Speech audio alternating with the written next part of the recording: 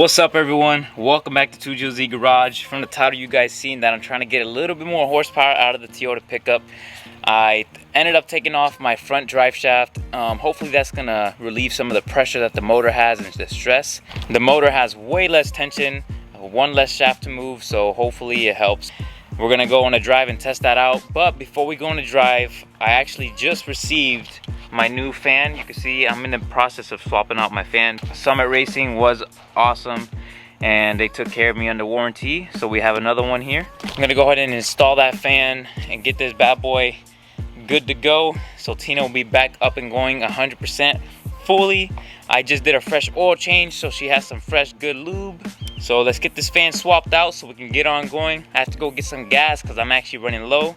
Fingers crossed we actually don't run out of gas, because this truck is notorious for running out of gas. Right now it's at a quarter tank. Usually when it gets to a quarter tank, it just drops like immediately. So I already got the intercooler pipe off and some stuff. I just need to take off the radiator hose, but I was just driving the truck and it's warmed up, so it has a little bit of pressure. I might have to wait a little bit. It's been a while since I last picked up the camera. It's been really hard for me lately to get some content for you guys, just because I just started school and you know, it's really hard to find time to record videos and get content. But pretty soon I have a lot of awesome stuff coming for the truck. I actually already got the 373 gears that we're going to change, and I got the new wheels and tires that I should be mounting on the truck actually tomorrow. So stay tuned for that video, hopefully coming soon. But yeah. Okay, just gotta take off this washer and then this thing should come right out. I think it's gonna hit my water pump pulley though.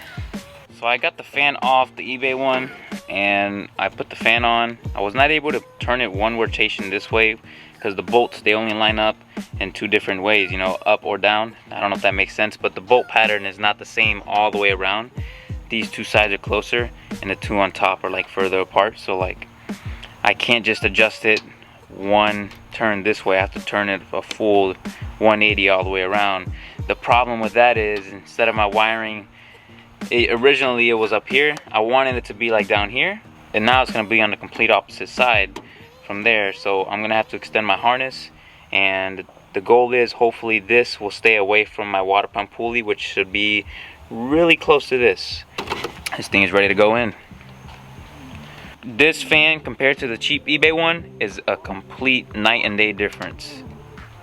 After putting everything together, I see now my belt actually hits the wire, so this is not gonna work. Gotta figure something else out different. I was able to figure out how to make it fit. As you can see, it's got plenty of space away from the belt and the pulley itself, so we should be good with that. No more rubbing. What I ended up doing is unbolting the motor. It's got the 4 bolts on the fan. I just rotated it one way, this way, and you know, it just gave me the perfect amount of room. Man, that bolt is bothering the heck out of me. It looks so bunk. I'll get that replaced soon so it doesn't look so shitty. All I gotta do is put the coolant that I took out back in and we should be good to go. One thing that I do want to do is get a different coupler for the intake, right where the throttle body's at, because that one is a straight and I need more like a 45 coupler and it just looks like crap. There's a lot of little things here and there that I want to fix, and you know, that way Tina looks way nicer. Those little details I feel like just killed it for me, but it's just hard to get everything perfect, but we'll get there eventually. Check the oil and we're out of here.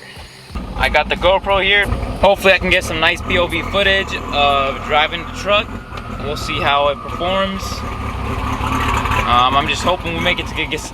I just hope we make it to get gas.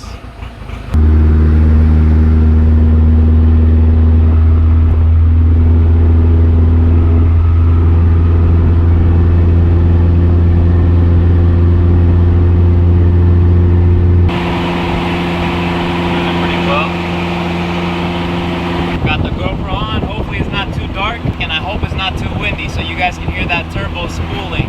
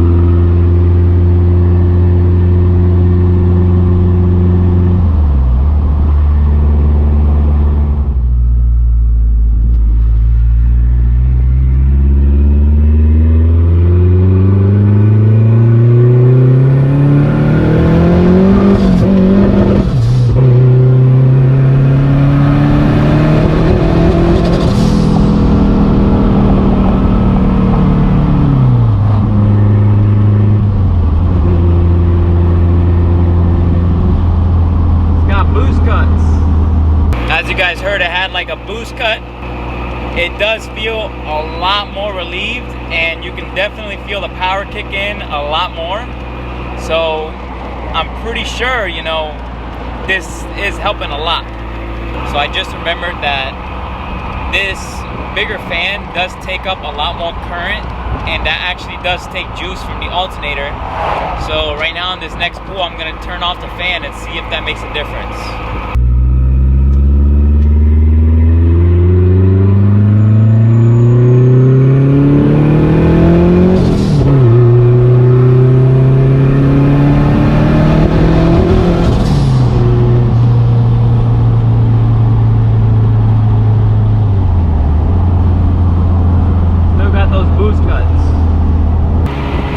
Was a lot better, but I keep on getting those boost cuts.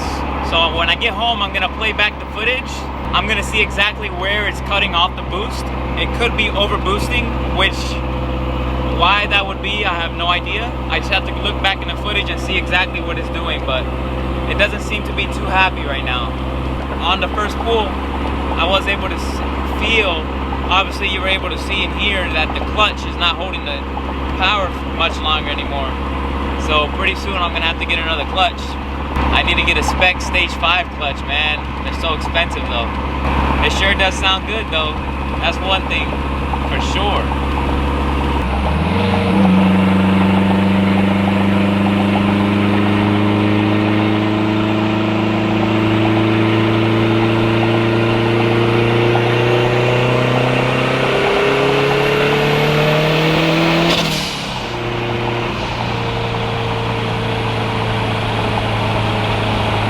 Price of E85.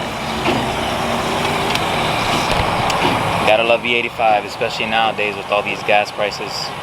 So taking off that front drive shaft definitely did help a lot, but it still has that boost cut.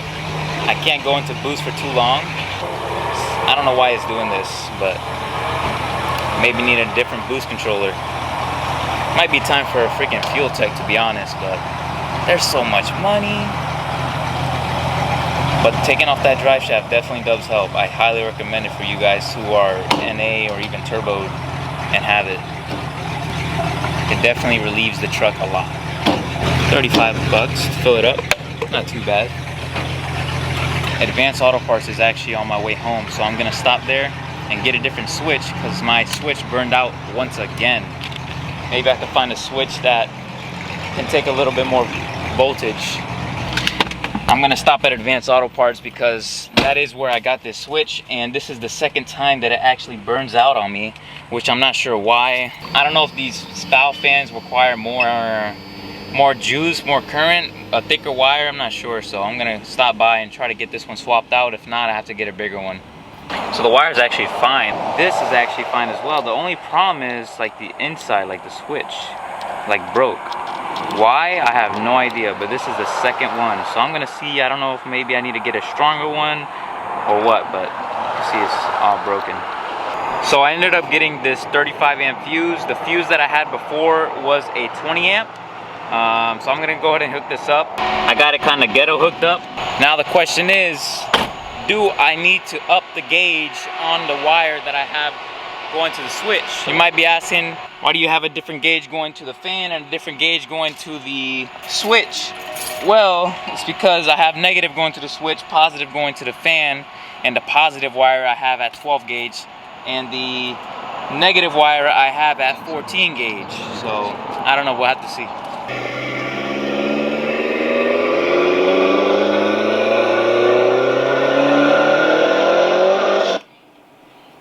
So you see right there, 26.1.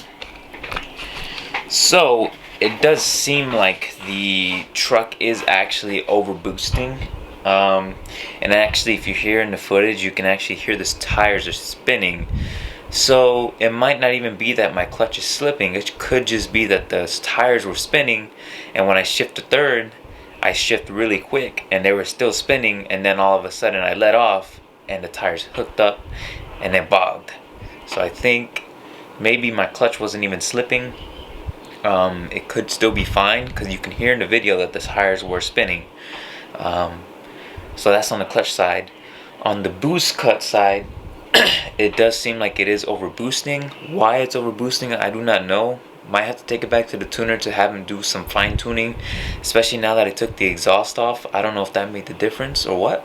It kind of sucks because you guys request all the time for me to do a full pull. I can never do a full pull because it always has that boost cut. It's starting to do it in second gear. It used to only do it in third gear, and now it's doing it in second gear, almost all the gears.